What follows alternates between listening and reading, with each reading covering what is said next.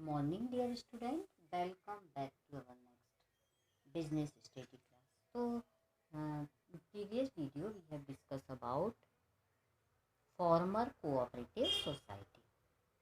So, हमने जो आपका फॉर्म ऑफ बिजनेस ऑर्गेनाइजेशन उसमें अलग अलग पार्ट पढ़े.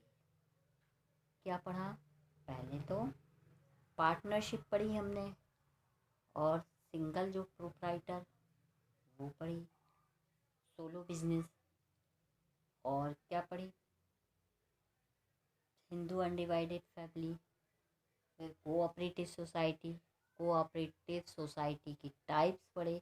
अब इस चैप्टर में आपका लास्ट टॉपिक है जॉइंट स्टॉक कंपनी. सो जॉइंट स्टॉक कंपनी या company both are same.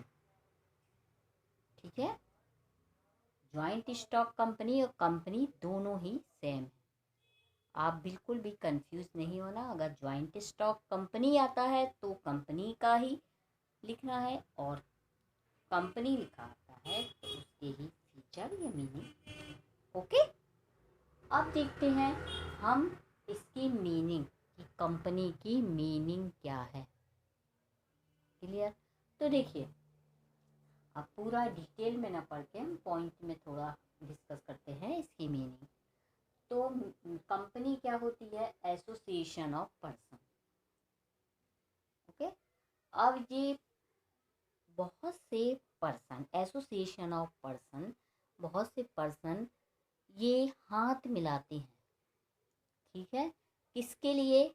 Business के लिए, कि हम सभी मिलकर क्या करेंगे? बिजनेस को स्टार्ट करेंगे. और फिर बिजनेस स्टार्ट करेंगे तो ये नहीं है कि एक अलग जा रहा है एक अलग. क्या है इनका? कॉमन ऑब्जेक्ट रहता है. अब कॉमन ऑब्जेक्ट बिजनेस में क्या रहेगा?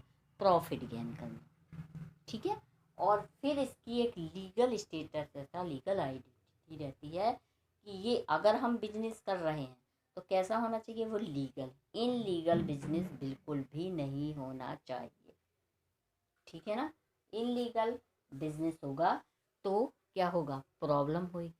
और लीगल बिजनेस होगा तो इसकी आइडेंटिटी क्या रहेगी?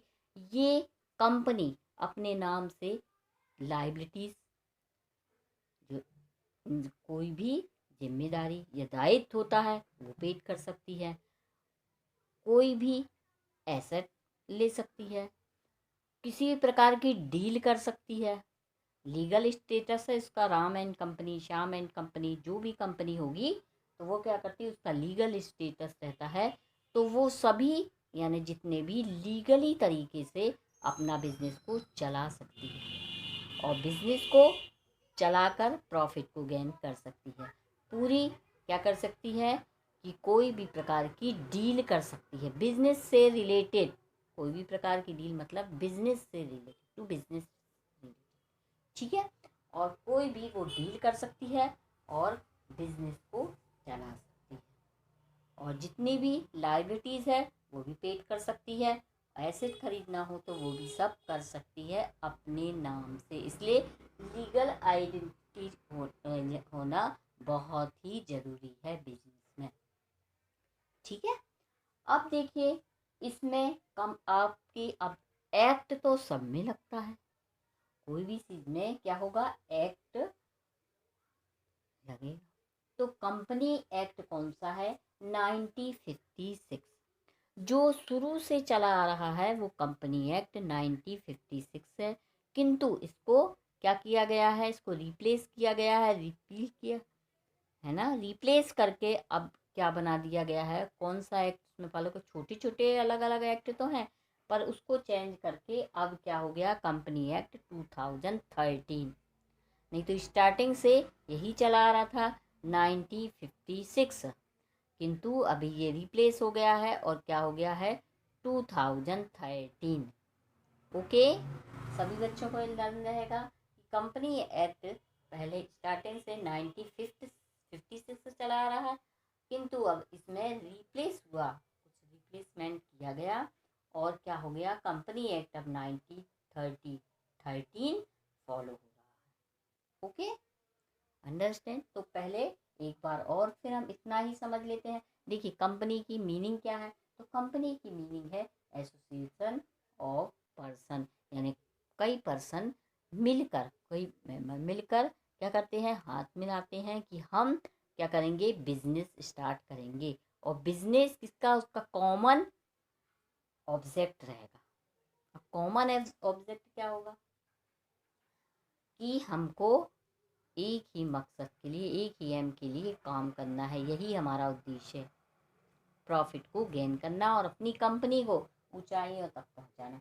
फिर लीगल स्टेटस रहता है कंपनी का, अगर लीगल स्टेटस रहेगा तो वो अपने नाम से, लीगल आइडेंटिटी रहेगी तो अपने नाम से ही वो क्या कर सकती है, कुछ डील कर सकती है बिजनेस से रिलेटेड। ठीक है।